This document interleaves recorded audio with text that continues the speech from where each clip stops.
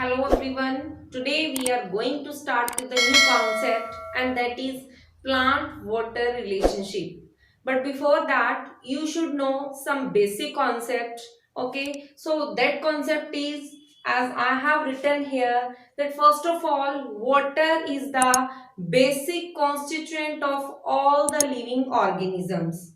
As you know, the plants, they take water with the help of their root hairs, because root is only the part which is present in the soil. So on the roots there are present root hairs. So root hairs, they take water from the soil, and from root hair it is transported to other plant parts by other cells or tissues. Tissue means vascular tissue.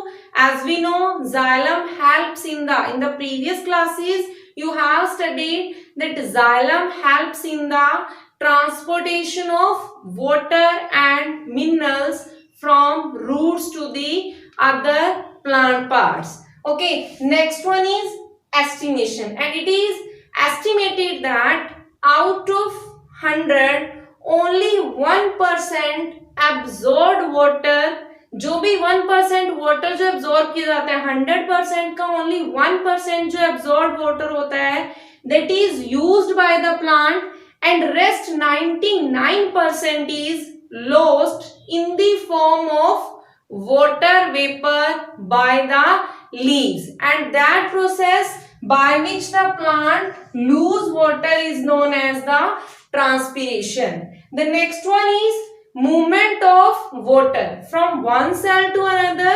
It depends on the plant water relationship of plant cell, कि plants की क्या water relations क्या है plant cells की. Next one is, as you know, water is essential for all the physiological activity. Physiology you have studied ना, कि जो भी vital functions होते हैं प्लांट के वो किसके लिए, किस पे डिपेंडेंट है, on water. Like first one, water क्या है, water act as an excellent solvent. Second one is water act as a good reactant in all the reactions. The third one, it helps, especially in the plants, it helps in the uptake and distribution of minerals and nutrients from one part of the plant to another ones. And the next one is absorption of water, and you know watermelon absorb 90% of the water, and herbaceous plants, they absorb 85 to 90% of the water, and other plants like mustard, so mustard absorb water equal to its own weight, and the corn plant absorb 3 liters of water every day. So this was the basic that you should know how water is important for the plants. So you should know some basic terms, as you have here, that anything which is liquid in nature, that is called solvent, and the thing which is solid in nature, that thing is called the solute. Okay, means solid stands for solute and the liquid form stands for solvent, and whenever they mix together means what, solute plus solvent, they collectively form solution. Is it clear? And there is one more term, and that term is pure water. अब pure water का meaning क्या होता है, pure water वो होता है which is free of solute, जिसके अंदर सोल्यूट प्रेजेंट नहीं है, that form of water is called pure water, free of solutes. And I am giving you one simple example. Have you ever observed कि आप जब भी किसी स्पाइसी मटेरियल को और सोल्टी मटेरियल को कंज्यूम करते हो, ओके, ईट करते हो, यू फील मोर थर्स्टी, आपको ज्यादा प्यास लगती है, आप ज्यादा सॉल्टी करते हो?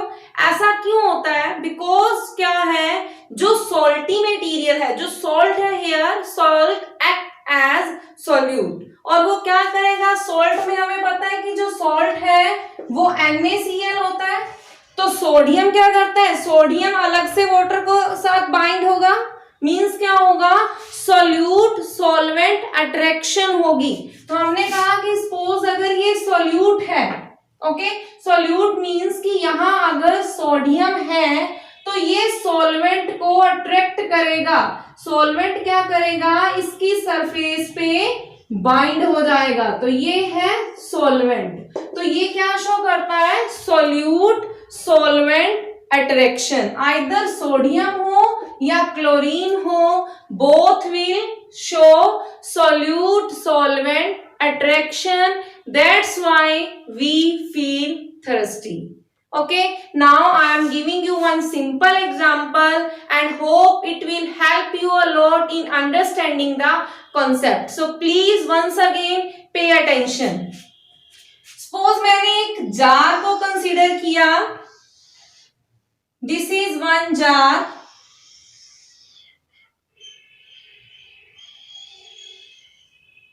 आपने कोई भी एक जार को कंसीडर करना है, इस जार को मैंने क्या किया, 2 इक्वल हाफ में डिवाइड किया,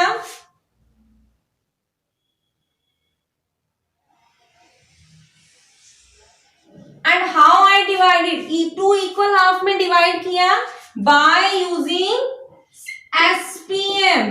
SPM का मीनिंग क्या हुआ, सेमी परमिएबल मेम्ब्रेन, और आपको पता है सेमी परमिएबल मेम्ब्रेन जो होती है, it allows only the solvent particle, ये क्या करती है, सॉल्वेंट पार्टिकल्स की एंट्री को अलाउ करती है, and it does not allow solute particle, it allow only the solvent particle. अब मैंने क्या किया, अब मैंने इन 2 चैम्बर्स को नेम दिया, chamber A and chamber B. Okay, अब मैंने क्या किया, दोनों चैम्बर्स के अंदर इक्वल वाटर को ऐड किया, से मैंने 50 वाटर मॉलिक्यूल्स जो है वो एक चैम्बर में ऐड किए, और 50 वाटर मॉलिक्यूल्स जो है वो मैंने सेकंड चैम्बर में ऐड किए। मैथमेटिकली आपने करना है, ओके। तो मैंने क्या किया, मैंने यहां कंसीडर किए ए जार में 50 water molecules, and similarly in the B jar also 50 water molecules. Okay, अब मैंने क्या किया, now I add solute particles, और सॉल्यूट पार्टिकल्स सपोज मैंने चैम्बर ए में ऐड किए 2 solute particles, so these are the solute particles, और chamber B में मैंने ऐड किए 4 water, sorry not water, solute particles, so I add here 4 solute particles। अब मैंने assume किया, it's just an assumption कि जो 1 solute particle है, 1 solute particle bind 10 water molecule, कि जो एक सॉल्यूट का पार्टिकल है, लाइक हम वहां कह रहे थे ना कि सॉल्यूट जो है, सॉल्यूट सॉल्वेंट, जो सॉल्यूट सॉल्वेंट को बाइंड करता है, तो मैंने यहां एक असम्पशन लिया कि जो 1 सॉल्यूट का पार्टिकल है वो 10 वाटर मॉलिक्यूल्स को बाइंड करता है। तो अब मैंने क्या कहा, यहां मैंने कितने सॉल्यूट पार्टिकल्स लिए हैं, कितने सॉल्यूट पार्टिकल्स हैं, 2। तो मेरे पास क्या है, जो टोटल वाटर है वो है 50, और जो बाउंडेड वाटर है या जो बाइंड वाटर है, बाउंडेड वाटर जो है, अगर 1 सॉल्यूट पार्टिकल 10 वाटर मॉलिक्यूल को बाइंड करता है तो 2 सॉल्यूट पार्टिकल कितने वाटर मॉलिक्यूल्स को बाइंड करेंगे, 2 × 10 20। Okay, in the similar way here जो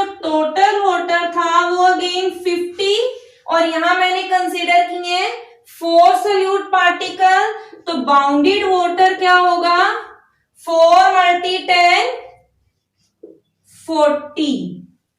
Is that clear? अब मेरे पास फ्री वाटर कितना आएगा? टोटल में से बाउंडेड को सब्ट्रैक्ट करोगे तो मेरे पास यहां जो फ्री वाटर आ रहा है वो क्या है? 30. और यहां जो फ्री वाटर आएगा दैट विल बी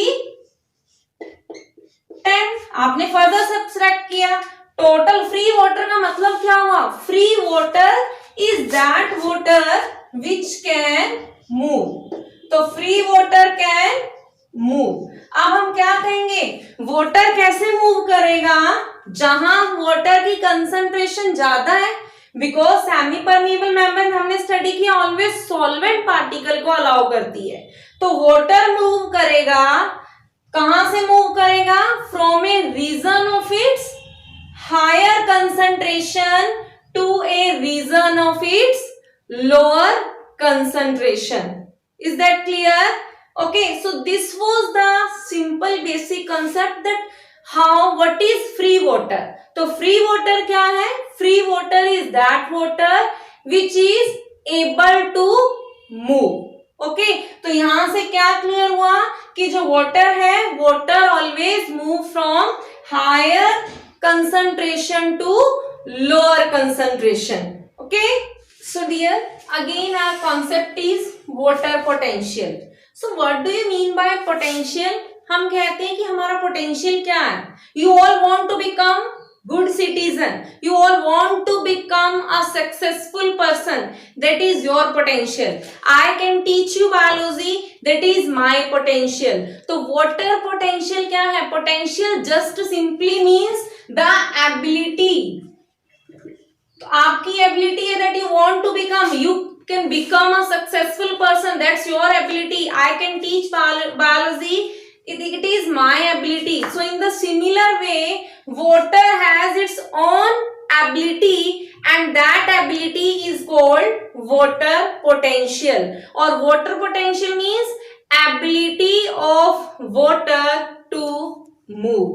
ओके, तो सिंपली हियर जो पोटेंशियल है,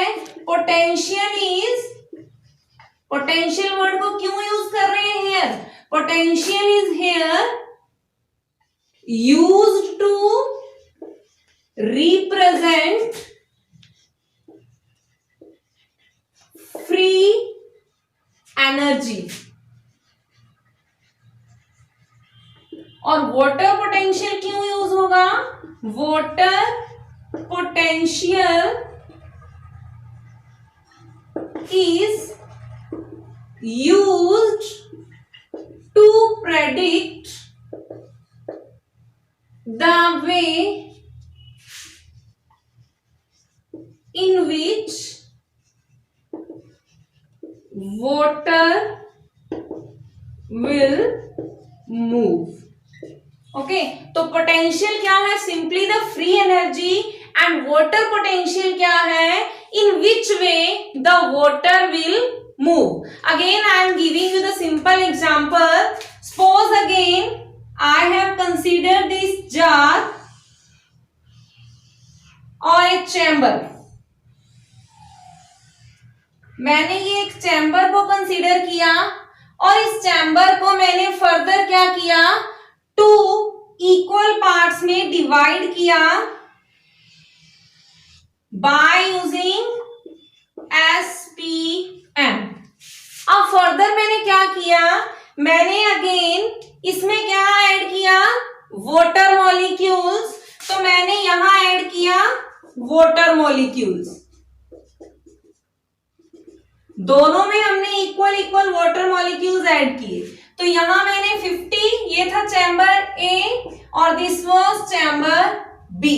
यहां मैंने 50 वाटर मॉलिक्यूल्स ऐड किए और सिमिलरली बी चैम्बर में भी 50 वाटर मॉलिक्यूल्स जो है मैंने ऐड किए. नेक्स्ट मैंने क्या किया? मैंने सोल्ट जो है ऐड किया. तो जो सोल्ट का अमाउंट था दैट इज 10 मॉलिक्यूल. तो 10 हमने यहां सोल्ट ऐड किया, हमने यहां क्या ऐड किया? 20 सोल्ट मॉलिक्यूल. तो सोल्ट यहां पे क्या है? सोल्ट जो है एक्ट एज सॉल्यूट। तो आप क्या लिखोगे कि जो सॉल्ट है दैट एक्ट एज सॉल्यूट। तो आप क्या देखोगे, आप जितना ज्यादा सॉल्यूट ऐड करते हो, तो हमने कहा था ऑलवेज क्या होता है, सॉल्यूट सॉल्वेंट अट्रैक्शन। क्या होती है ऑलवेज, सॉल्यूट सॉल्वेंट अट्रैक्शन। और जितना मैक्सिमम सॉल्यूट आप ऐड करोगे उतना सॉल्यूट सॉल्वेंट अट्रैक्शन मैक्सिमम होगा। तो यहां मैंने सॉल्यूट मोर ऐड किया है, 20 मॉलिक्यूल्स ऐड किए हैं, and here I am adding 10 molecules of solute. So what you will observe कि यहां जो है, यहां बाउंडेड वाटर, जो बाइंड वाटर है वो क्या होगा, ज्यादा। ज्यादा कैसे होगा, जितने सॉल्यूट मॉलिक्यूल्स है उतना वो सॉल्वेंट को क्या करेंगे, अट्रैक्ट। तो बाइंड वाटर क्या होगा, ज्यादा होगा, और जो फ्री वाटर है वो क्या हो जाएगा, कम हो जाएगा। और अगर फ्री वाटर कम हो गया मींस जो वाटर है that can not move easily, means वहां पे मूवमेंट जो वाटर की होगी that will be also less. तो यहाँ पे जो वाटर का पोटेंशियल होगा, अगर फ्री वाटर कम होगा तो जो वाटर का पोटेंशियल है वो भी क्या हो जाएगा, डिक्रीज। और यहाँ क्या होगा, यहाँ सॉल्यूट का अमाउंट कम था तो बाउंड वाटर यहाँ फर्स्ट केस ए में क्या हो जाएगा, डिक्रीज। और अगर बाउंडेड वाटर डिक्रीज हो जाएगा तो फ्री वाटर क्या हो जाएगा, इंक्रीज। तो यहाँ ऑटोमेटिकली वाटर पोटेंशियल भी क्या हो जाएगा, इंक्रीज। ओके, तो ये जो डिफरेंस है, तो यहाँ वाटर पोटेंशियल, यहाँ वे क्या होगा, कैसे मूव करेगा water, move from B to A. Is that clear. तो ये जो डिफरेंस था, और ये जो वाटर है, ये वाटर मॉलिक्यूल्स कब तक मूव करते हैं, till they reach to the equilibrium, कि जब तक दोनों के अंदर इक्विलिब्रियम मेंटेन नहीं होगा। ओके, तो यहां से क्या क्लियर होगा, जो प्योर वाटर होता है, प्योर वाटर का वाटर पोटेंशियल क्या होगा, 0। Water potential 0। और क्या हुआ, जितने आप मैक्सिमम सॉल्यूट को ऐड करोगे तो सॉल्यूट के ऐड करने से प्योर वाटर में क्या होगा, प्योर वाटर का वाटर पोटेंशियल 0 है, और प्योर वाटर छोड़ के except pure water other solution में अगर आप सॉल्यूट्स को ऐड करोगे तो वाटर पोटेंशियल्स की जो वैल्यू आएगी दैट विल बिकम नेगेटिव। तो other solutions except pure water has negative water potential। Okay, तो प्योर वाटर को रिप्रेजेंट किया जाता है ग्रीक सिंबल से, एंड दैट ग्रीक सिंबल क्या है, साई। और वाटर का हो रहा है तो हम इसको किससे रिप्रेजेंट करते हैं, साई डब्ल्यू। ओके, और वाटर पोटेंशियल को हम मेजर किसमें करते हैं, तो वाटर पोटेंशियल को मेजर किया जाता है, और यू में डायरेक्टली राइट है Sai W is measured in pascal, mega pascal और बार। ओके, और 1 मेगा पास्कल किसके इक्वल होता है, 10 बार्स के इक्वल होता है। Is that clear. तो अगर मुझे वाटर पोटेंशियल को डिफाइन करना है तो मैं इसको ऐसे रिप्रेजेंट डिफाइन कर सकती हूं, it is the free energy, because मैंने यहां कहा था कि पोटेंशियल रिप्रेजेंट करता है फ्री एनर्जी को और वाटर पोटेंशियल रिप्रेजेंट करता है वे को। तो water potential is the free energy of water molecule if and the water molecule they will move from higher free energy region to lower free energy region. Is it okay? And the next one is the factors affecting the water potential.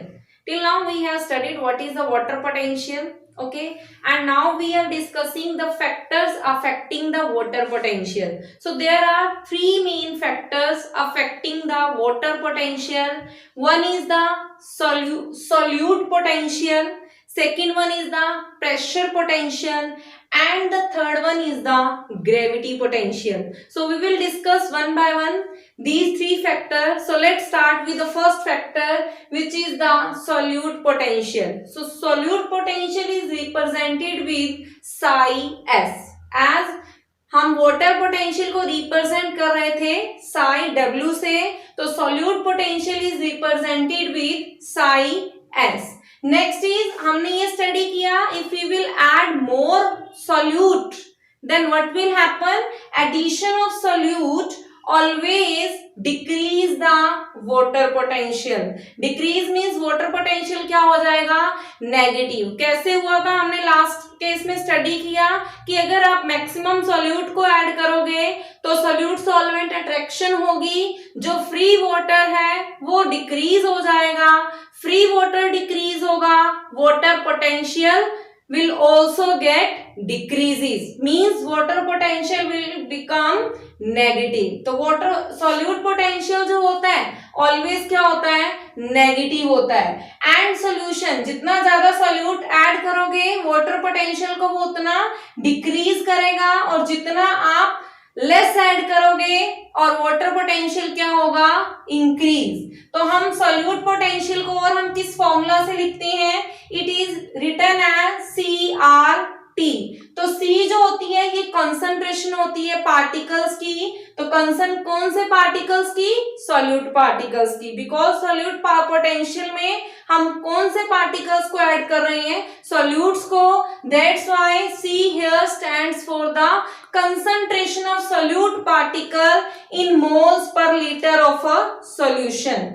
R जो है R stands for gas constant and T stands for temperature. तो यहां से find out किया कि 0 degree Celsius पे जो potential है वो 22.4 एटमॉस्फेयर होगा एंड 20 डिग्री सेल्सियस पे 24 एटमॉस्फेयर. आप यहाँ टेम्परेचर को डिग्री सेल्सियस और केल्विन किसी में भी कंसीडर कर सकते हो.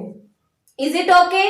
So this was all about the solute potential. Now comes to our second factor, which is the pressure potential. तो pressure potential को जो हम रिप्रेजेंट करते हैं psi P से, ये जो होता है सोल्यूट पोटेंशियल का रिवर्स होता है. सोल्यूट पोटेंशियल को अगर हम ऐड करते हैं तो वाटर पोटेंशियल क्या होता है, डिक्रीज. सिमिलर वे में प्रेशर पोटेंशियल जो होता है, प्रेशर का इफेक्ट क्या करता है, वाटर पोटेंशियल को इंक्रीज करता है. Okay, as I have written here, effect of pressure on water potential is just opposite to the effect of solute. तो मीन्स क्या हुआ, इंक्रीज इन वाटर. अगर वाटर इंक्रीज होगा तो वाटर पोटेंशियल भी क्या होगा, increase. And if a pressure greater than atmospheric pressure, अगर आप प्रेशर एटमॉस्फेरिक प्रेशर से ज्यादा अप्लाई करोगे, देन किस पे अप्लाई करोगे, टू द प्योर वाटर और ए सॉल्यूशन. तो वाटर पोटेंशियल जो है अगर आप प्योर वाटर पे अप्लाई करोगे तो इट विल बिकम 0, और किसी अदर सॉल्यूशन पे अप्लाई करोगे तो क्या हो जाएगा, पॉजिटिव. तो यहां से एक क्लियर कट डिफरेंस आपको मिलता है कि क्या अगर आप सॉल्यूट पोटेंशियल की बात करते हो, अगर सॉल्यूट ज्यादा ऐड करोगे, if solute will be more, तो जो वाटर का पोटेंशियल है, वाटर पोटेंशियल यानी इट मींस मैं written it as psi w, तो सॉल्यूट पोटेंशियल क्या हो जाएगा, डिक्रीज. और अगर मैं वाटर पोटेंशियल की बात करती हूं, अगर मैं वाटर को ज्यादा ऐड करूंगी तो जो वाटर पोटेंशियल है वो क्या हो जाएगा, इंक्रीज. तो यहां से बेसिक कंसेप्ट क्लियर हुआ. तो यही मैंने यहां लिखा है, if a pressure greater than atmospheric pressure is applied to pure water or a solution, water potential can be raised to 0 to a positive value. Okay, now comes to our third factor which is the gravity potential. तो gravity potential क्या होगा? gravity potential जो होता है इस पे किसका effect होता है? हाइट का और एक्सेलरेशन ड्यू टू ग्रेविटी का और लेंथ का। और अगर आपकी लेंथ 5 मीटर से ज्यादा हो जाती है तो इन दैट केस जो ग्रेविटी पोटेंशियल है इसका इफेक्ट क्या हो जाता है? नेग्लिजिबल। तो यहाँ पे जो ग्रेविटी पोटेंशियल है इसको हम क्या करेंगे? It can be ignored. तो यहाँ से क्या कंक्लूजन निकलेगा? That water potential it is the sum of solute potential plus pressure potential. और फाइनली क्या कंक्लूजन निकाला हमने इस इक्वेशन से कि अगर आप सॉल्यूट्स को ज्यादा ऐड करते हो तो सॉल्यूट पोटेंशियल मैंने आपको बताया था क्या होता है? डिक्रीज होगा, वाटर पोटेंशियल डिक्रीज हो जाता है। और अगर आप ज्यादा वाटर को ऐड करते हो मींस आउटसाइड से जितना ज्यादा वाटर ऐड होगा प्रेशर पोटेंशियल उतना ज्यादा होगा, उतना क्या हो जाएगा? जो दो सेल से आउटसाइड और इनसाइड द सेल जो भी प्रेशर डिफरेंस था वो प्रेशर डिफरेंस क्या हो जाएगा? Remove. Okay, so this was all about again a recap. Today we have discussed about the plant water relationship. तो मैंने आपको बताया what is the water potential. After then we have discussed in detail the factor affecting water potential. The one was solute potential, next was pressure potential, and the third was gravity potential. So with this, thanks to all.